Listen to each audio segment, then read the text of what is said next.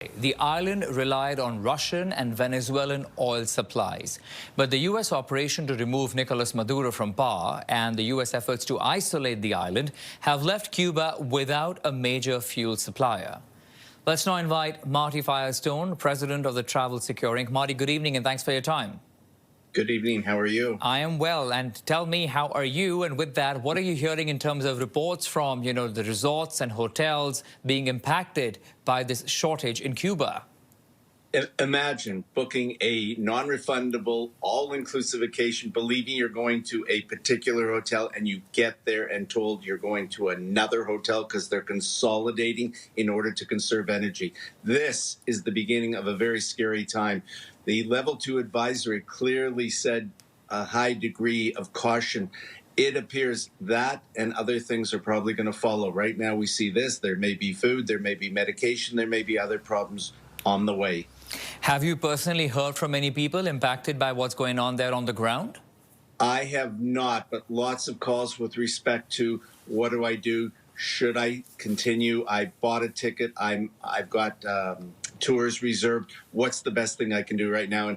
And quite frankly, the best thing at this point is to at least try to back up their non-refundable dollar purchase with trip cancellation and interruption, which is still available from insurers, but will not be if it ever goes to a level 3. Avoid all non-essential travel. Marty, what are you suspecting in terms of, flight disruptions? Because if there is fuel shortage on the ground, it's going to affect aviation too. Oh, absolutely. Not only flights, aviation, car rentals, and everything. Anything that needs fuel to run. So it's really, really a very challenging situation. And those who bought and already have the tickets, again, they have to do what's best for them. The ones who are deciding whether they should go, that's a pretty daunting task at this point, to want to go and then be surprised to find out you're not even in the hotel that you were supposed to. And is that just the beginning of various other problems that the level 2 travel advisory was warning Canadians of? Yeah, let's talk about that level 2 warning. Just once again, let's remind our viewers, what does that really mean? If the government warns you and it's a level 2 warning, what is it that one must really do? Well, really, that's just telling you, don't be surprised. You could expect to see any one of these 3 or 4 things affect your vacation. So that's leaving it up to you to still say, I'm going to go. I understand this could happen.